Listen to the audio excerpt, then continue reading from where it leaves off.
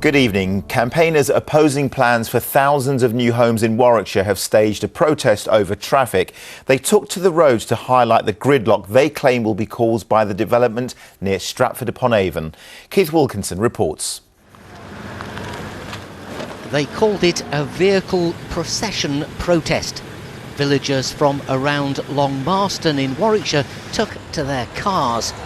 It was to highlight what they say will be future transport chaos if plans for thousands of new homes at the nearby Long Marston airfield get the go-ahead. We don't have the infrastructure for it. We don't have schools, we don't have supermarkets big enough. There's only one road into Stratford, so it's going to cause major problems. Villagers also descended on Stratford-on-Avon, which was already busy because it was Bank Holiday Monday. Among those held up was this convoy by Help for Heroes. Do you think it was fair to cause problems in Stratford-on-Avon on Bank Holiday Monday? I don't think we caused any problems. We just joined the traffic. The traffic wasn't actually too bad this morning. The Birmingham Road wasn't too good, but the Birmingham Road is never very good. And I don't think we caused that problem. It's going to affect the tourism, the economy of Stratford will be affected by this because no one wants to come to an area where there are gridlock roads.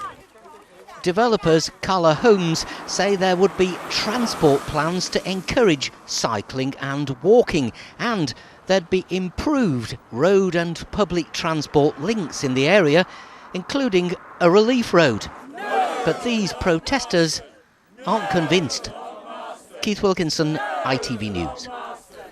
A man's appeared in court charged with manslaughter after a man died following a fight at a pub in Birmingham. It happened at the Deers Leap pub in King's Standing on Friday. Jonathan Woodall, who was from Tamworth, died in hospital the next day.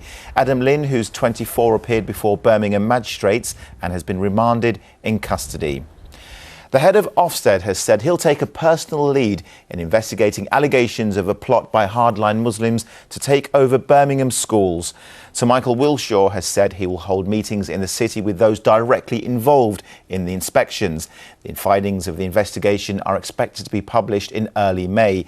Meanwhile, the National Union of Teachers have accused Ofsted inspectors of asking staff inappropriate questions during visits to the school. Football now, and Wolverhampton Wanderers' victory today means they're all but champions of League One. After confirming their promotion last weekend, Kenny Jackett's side claimed 3 points against promotion rivals Leyton Orient. Michael Sibbert reports. Promotion hopefuls Leyton Orient were never going to make it easy for Wolves. David Mooney giving them an early scare after just 15 seconds. Both Wolves' first half goals came from set pieces. The first from Richard Stearman's head. The second from a throw-in, followed by a first-time finish from Bakary Sakho. After the break, Orient got the goal they more than deserved through Dean Cox. Both sides had chances, but Wolves got the only other goal. James Henry with a fine strike in injury time. It's not mathematical yet, but Brentford would need to overturn an almost impossibly huge goal difference in the last 2 games to prevent Wolves winning the league. A job well done. Elsewhere in the Championship, Birmingham are in trouble. They were 4-0 down at half-time against Blackburn before getting 2 back after the break. Derby beat Barnsley 2-1. And in League One, Shrewsbury need a miracle to survive after conceding 5 against Preston. Coventry and Walsall both picked up a point while Port Vale lost at Rotherham. And in League Two, Cheltenham took all the points against Mansfield, while Burton's automatic promotion hopes were effectively ended with a draw against Newport. Now, people have been enjoying spectacular views of the Midlands today from the top of Lichfield Cathedral. The cathedral's reopened its tower tours after 4 years of restoration work. If you've got enough energy, you can even climb to the top of the Great Tower. You could also be paid for your efforts as they're recruiting tour guides.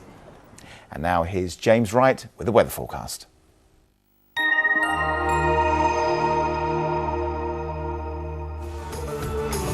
A short break, whatever the weather.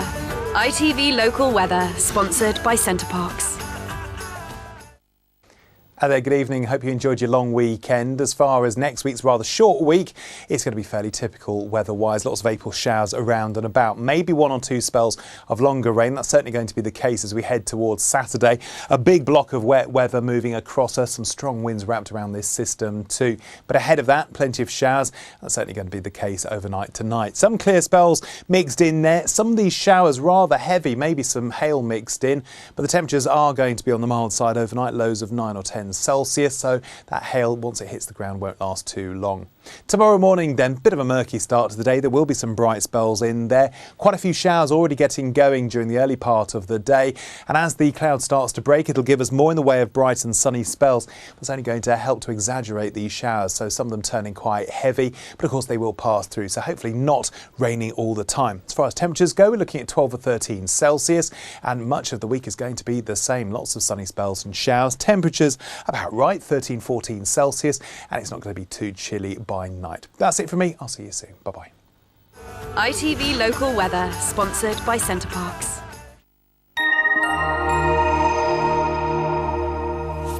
That's all we have time for. Thanks for watching. Do try to enjoy what's left of the bank holiday weekend. But for now, from the weekend team, good night.